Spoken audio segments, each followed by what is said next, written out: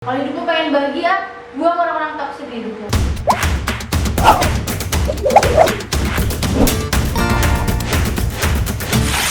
Oh yang ngomongin soal manajemen musik, kamu kan pernah manajemen musik kan ya? Iya, Itu di bener Jakarta banget. kan, itu gimana tuh?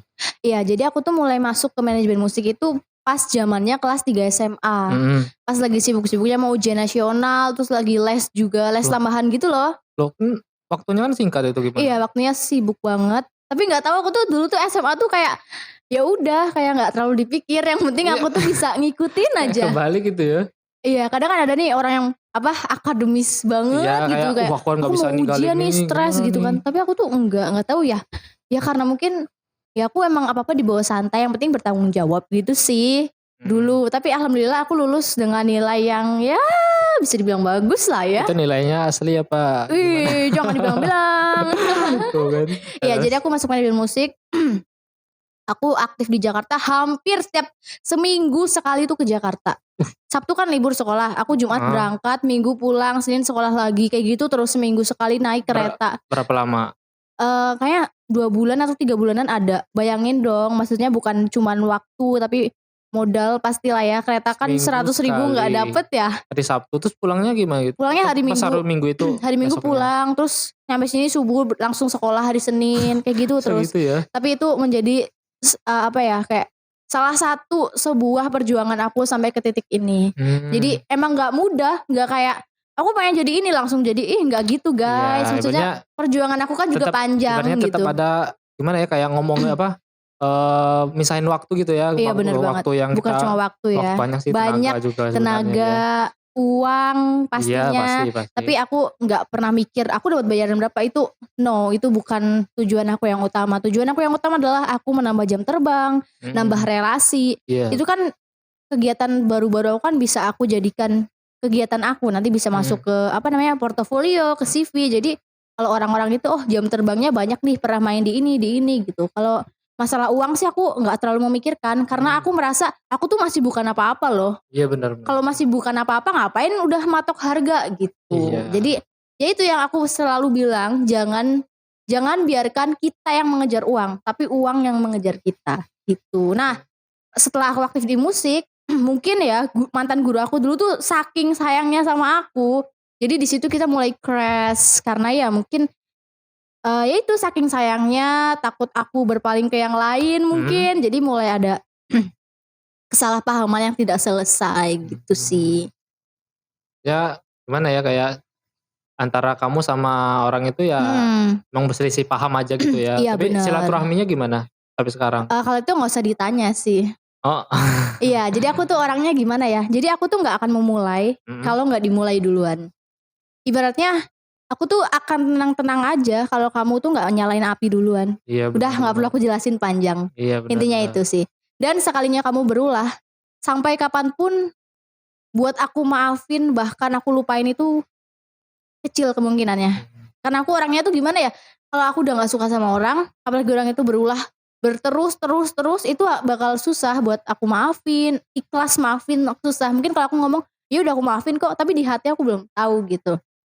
Jadi Bener kayak bukan bener. pendendam ya, beda ya. Iya, Tapi mungkin pendendam juga ada kali ya juga sih ya termasuknya kayak, ya. oh masih kayak masih nyangkut gitu kan Iya ya. bener banget. Jadi kayak masih susah banget buat ngelupain orang-orang yang Mhm. pernah menyakitin aku. Oke, Itu aja intinya. balik ke apa, orang yang sering menyakiti kamu nih. Iya. Mungkin, pasti ada kan ya di balik orang yang menyakiti kamu, terus Mhm, di dalam perjalanan kamu tadi kan ya, mhm.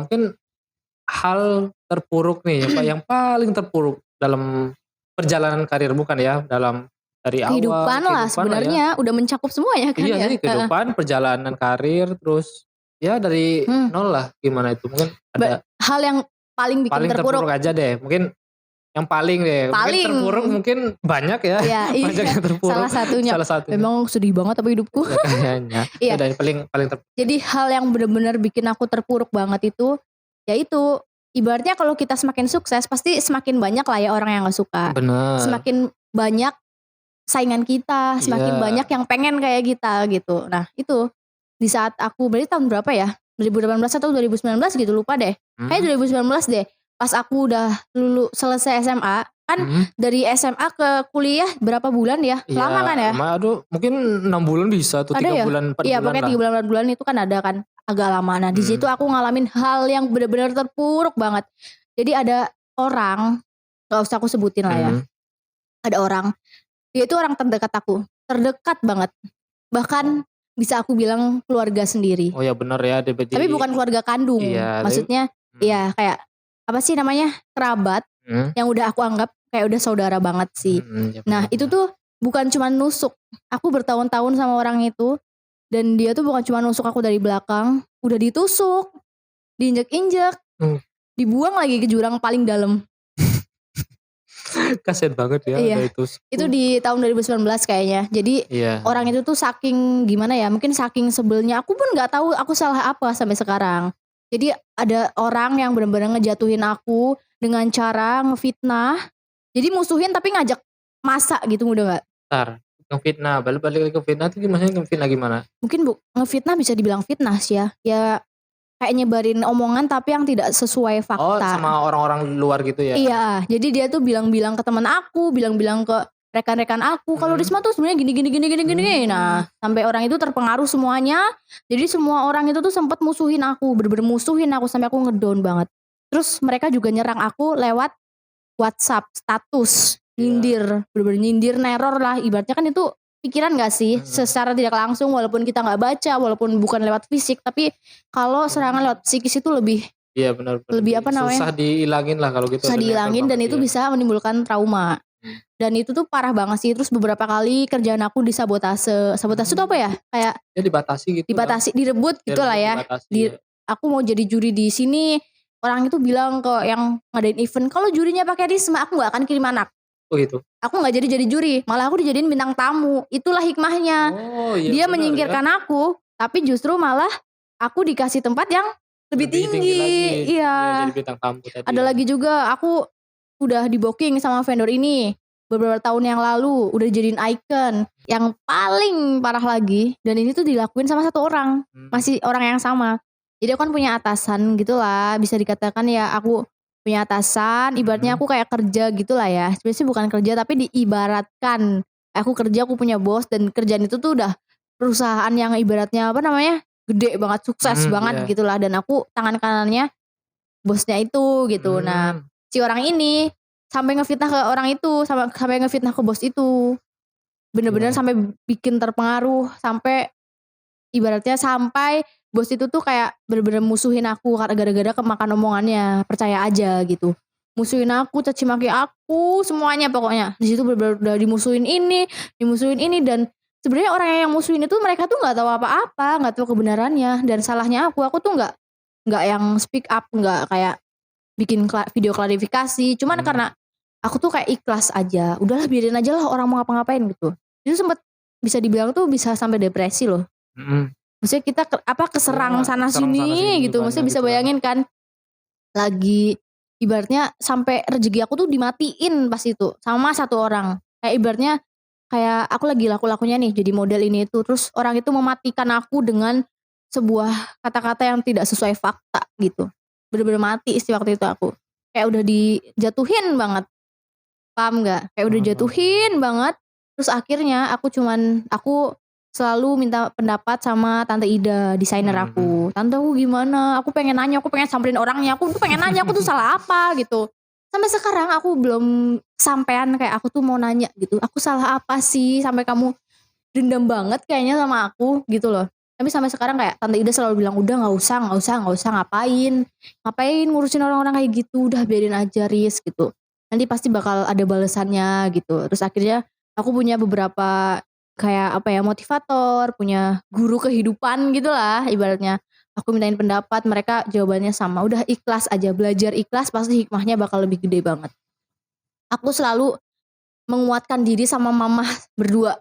Mama kan otomatis juga iya dong, mama tuh mikirin aku, takutnya aku sampai stres gitu. Saya mama tuh kayak, udah gak usah dipikirin bang, gak usah dipikirin ini. Aku gak mikir tapi gimana ya, tapi apa ya, mudah gak sih kayak kitanya gak mikir, tapi masalah itu tuh tetap datang iya, kayak nyerang terus. Kayak sekali lewat gitu aja kan ya. Berusaha kita gak mikir tapi kayak serangan itu datang terus dan aku bilang sama mama aku nggak mikir tapi kan tetap kita nggak bisa bohong lah sama orang tua gitu. Mama tuh selalu pokoknya takut sampai aku stres, takut banget sampai enggak mah aku nggak mikir kok gitu. Terus aku banyak belajar sama orang, aku cerita. Nah itu makanya aku bilang sama kalian kalau punya masalah tuh jangan dipendem, kalian harus cerita sebesar sekecil apapun masalah itu kalian harus cerita karena siapa tahu kita cerita dapat motivasi, jadi kita nggak gegabah pas mau Terus juga kan melangkah. lega juga kan ya. Lega banget sih pastinya dan sampai beberapa kali aku berpikir kasus ini aku lanjutin ke hukum apa ya. Kalau dilanjutin tuh bisa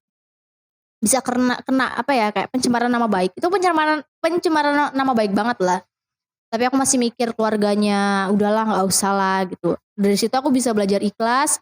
Nah aku bisa ikhlas, aku nggak emosian, aku nggak dendam, nggak bales ini. Ya dari masalah itu sih banyak hikmahnya.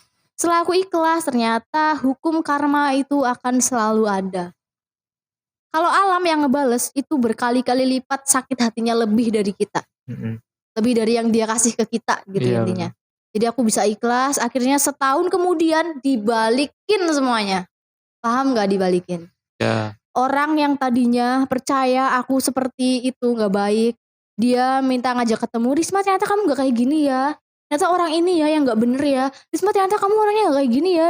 Sampai mereka memuji aku. Di umur 17 tahun bisa kuat ngadepin masalah seperti itu.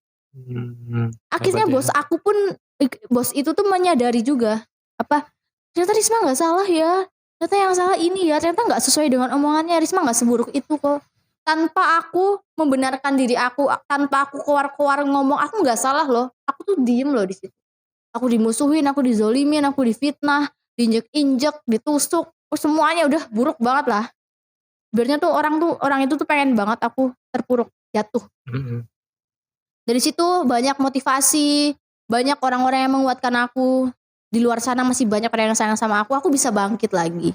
Kebangkitan aku dibuktikan dengan aku bisa punya sekolah model. Aku membangun Flows Modeling dan beberapa murid aku bisa mengantarkan mereka. Ya dari mereka gak bisa jalan, sampai mereka bisa jalan. Sampai 2 murid aku ini mau berangkat Grand Final nasional sebentar lagi nih. Dan ya itulah hikmahnya. Kenapa? Jadi hikmahnya lepas dari ibaratnya kayak lepas dari masalah itu, ikhlas dari masalah itu. Ya kita cuekin aja. Jadinya yang tadinya aku selalu berkumpul dengan orang yang negatif, sekarang aku berkumpul dengan orang-orang yang positif dan bahkan orang-orang yang baik dikirim sama Tuhan itu mereka orang-orang hebat. Pengacara, jaksa, kepala ayam. Biarnya orang-orang penting. Iya. Siapa yang sangka sih seorang Eka Risma ibaratnya orang biasa, orang sederhana bisa dekat dengan orang-orang penting seperti mereka. Benar. Ibaratnya tuh gini, ketika kita akan dipertemukan dengan orang yang baik, Tuhan itu menguji kita dengan dipertemukan dengan orang yang jahat. Kita bisa gak ngelewatinnya? Itu namanya pengalaman hidup. Kalau kita gak punya pengalaman, kita gak akan tahu dong ke depannya mengantisipasi seperti apa. Pengalaman adalah guru terbaik di kehidupan. Dan itu nyata. Dan nyata juga musuh terbesar kita adalah orang terdekat kita sendiri. Benar sekali. Seperti yang kita obrolin sebelumnya kan ya. Iya, sempat itu kan ya. Sempat kita obrolin, emang bener ternyata orang-orang paling deket, kerabat, keluarga. Bener banget.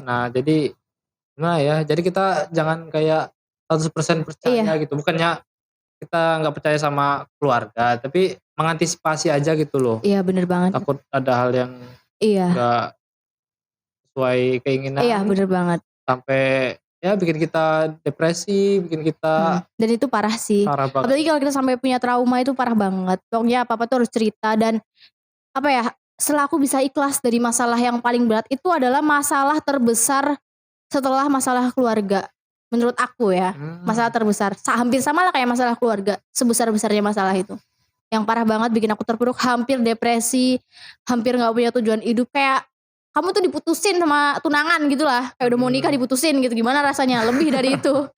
Nah terus setelah itu akhirnya aku punya prinsip lagi. Kalau hidup aku pengen bahagia, buang orang-orang toksik di hidupmu gitu intinya. Kalau hidupmu pengen bahagia, buang orang-orang toksik di hidupmu. Gak usah mikir, dia dulu kan dia pernah ini, udah gak usah buang aja.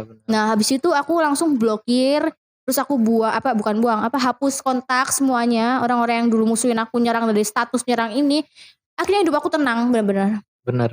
Ibaratnya gini, ngapain sih kita ngeladenin orang itu? Iya. Iya kan? Yang malah yang nambah beban pikiran aja. Iya, kan. dan aku berhasil loh balas dendam. Tapi bukan dengan aneh-aneh. Iya. Aku balas dendam dengan prestasi. Orang itu kan bakal nyengir. Ya, ini anak udah dijatuhin, udah ditusuk-tusuk, udah dibuang dari jurang, kok bisa naik lagi, bangkit lagi, malah lebih tinggi. Bisa bangun sekolah model. Sekarang relasinya lebih hebat-hebat. Ya itulah hikmahnya. Kalau kita ikhlas, Tuhan kasih banyak hikmah yang gede banget kok. Iya dong. Pasti. Percaya gak? Iya. Ya, Kebukti dari Eka Risma. Ya mungkin di sini teman-teman ada yang tahu kasus masalahnya ya. Dulu Eka Risma seperti apa jatuhnya, bisa bangkit lagi pelan-pelan, cuma berdua sama mama yang paling tahu, bisa bangkit lagi, bisa buka sekolah, bisa dipercaya sana sini. Ya, bahkan bisa menemukan jalan yang selalu positif. Itulah hikmahnya maksudnya. Maksudnya kalau kita mau mengeluh boleh, kalau kita sempat berpikir kenapa aku diginiin, ya mungkin itu bukan jalan kamu, bukan saatnya. Tapi Tuhan sudah siapkan waktu yang lebih tepat untuk kamu gitu. Ya gimana ya, ini ya rezeki keberuntunganmu emang udah ada. Cuman misal dikasih ada sekarang waktunya, ada gitu. Waktunya, misalnya sekarang dikasih masalah, ya gimana caranya kamu menghadapi masalah itu loh. Iya benar banget. Artinya ya dari masalah itu ya kamu bakal dikasih hadiah, malah hadiah yang lebih gede malah dari sebelumnya. Kan gitu. Iya. Jadi ya bagus, keren banget sih motivasinya. Tapi sedih sih kalau ingat lagi. Iya benar, dah lah gak usah. Benar tadi gak usah dipikirin lagi. Iya.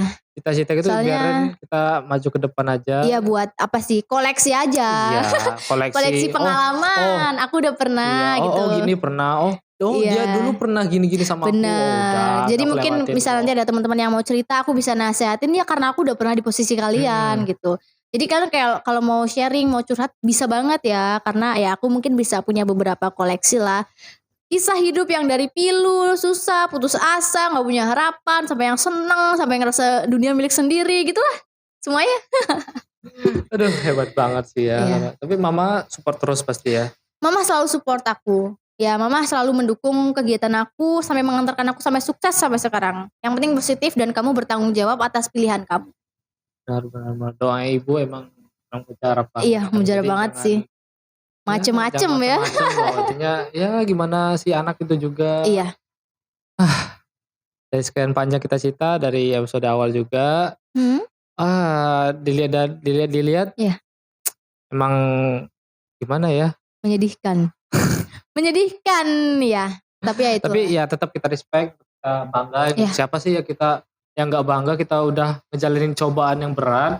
Terus kita bisa lewatin tuh dengan prestasi, dengan kemampuan kita sendiri, kita buktiin kepada orang tersebut.